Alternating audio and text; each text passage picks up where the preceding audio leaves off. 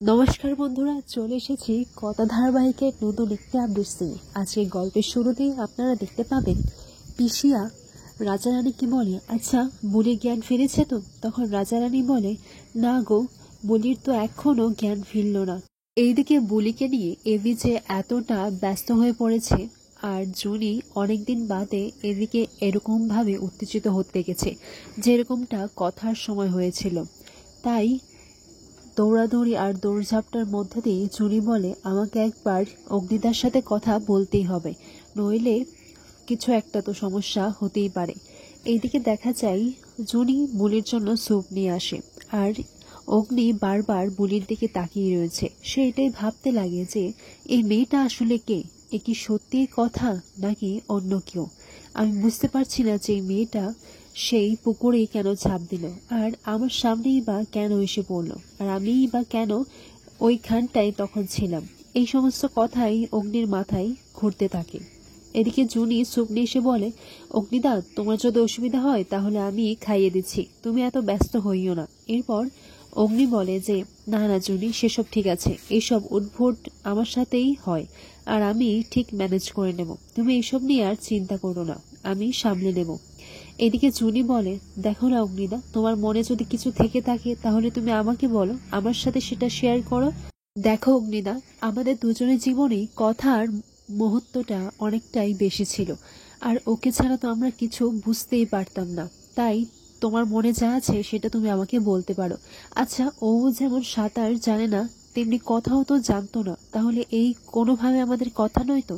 তখন অগ্নি বলে, না জুনি, আমি বুঝতে পারছি তোমার মনের অবস্থাটা, কিন্তু বিশ্বাস করো, ও বুলি, ও আমাদের কথা নয়।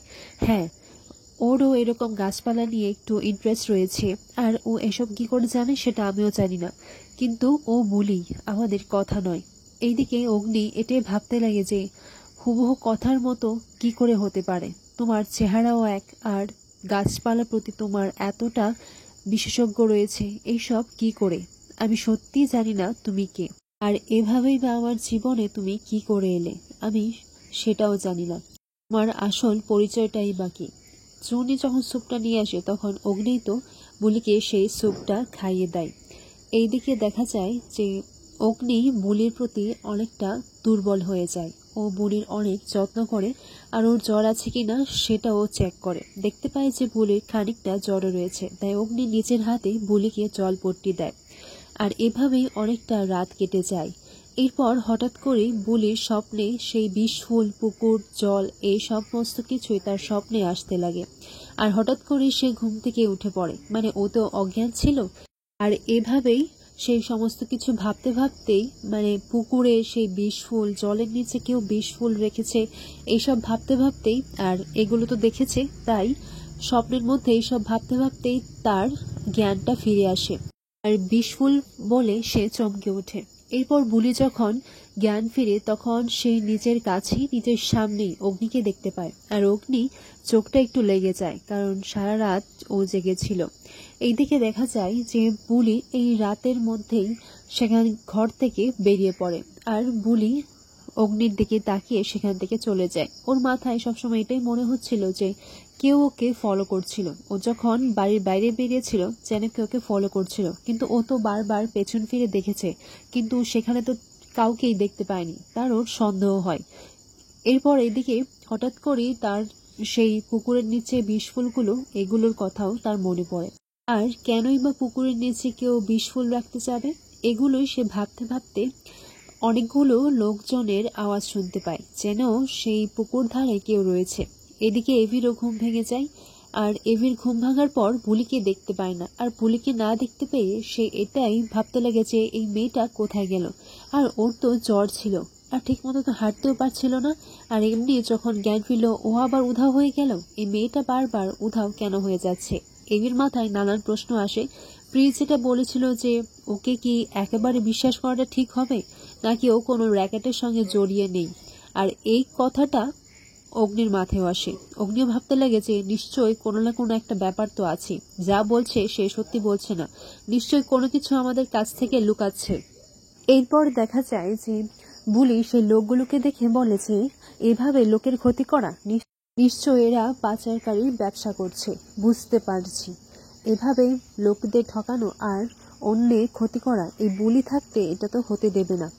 এরপর বুলি একটা গাছের ঢালা ভেঙে ফেলে, ভেঙে তাদের পিছু নেয়, আর সেই জায়গায় অগ্নি চলে আসে। এরপর অগ্নি এসে এখানে ভাবতে লাগে যে নিশ্চয়ই বুলি ওই পুকুর পাড়ে গিয়েছে, আর তার মাথায় আবারও সেই প্রশ্ন জাগতে শুরু করে দেয়। এইদিকে বুলি সেই তাদের ডেরায় চলে যায়। সেখানে প্রান্তিকও ছিল, প্রান্তিক আর তার একজন দলের সাথী ছিল।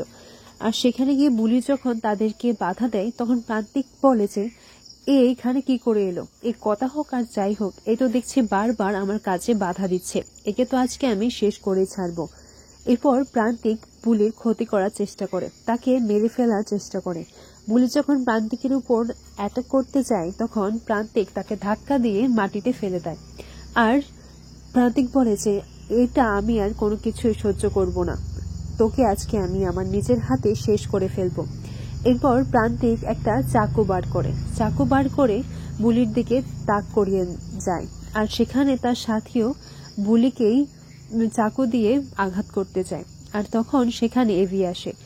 এভিকে দেখে প্রান্তিক তো অবাক হয়ে যায়, বলে যে এইসব কি হচ্ছে, কথার মতো দেখতে একটা মেয়ে যে কিনা বুলি, ও এখানে এসে পড়েছে, আর ওর সাথে অগ্নিও, এরা দুজন তো দেখছি আবারও আমার কাছে বাধা দিচ্ছে, এটা তো হতে দেওয়া যায় না।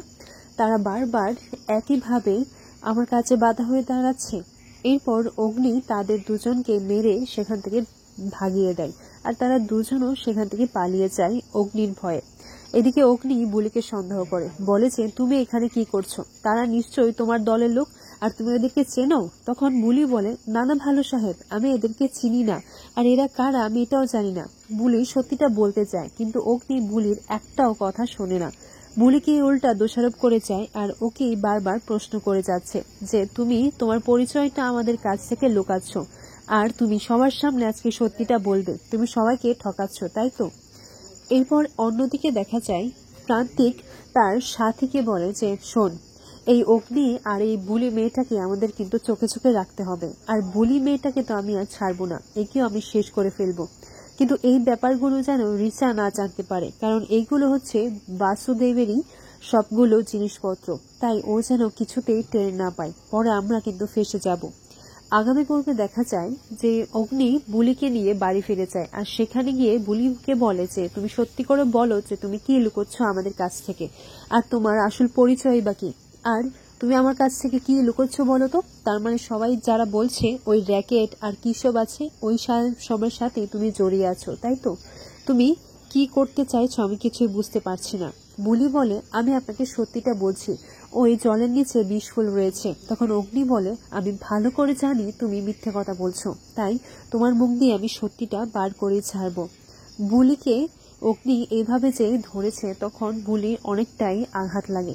বুলি সত্যিটা বলতে চাইছে, কিন্তু এভির রাগের কারণে বুলি সত্যিটা বলতেও পারছে না, আর এভিও বিশ্বাস করছে না।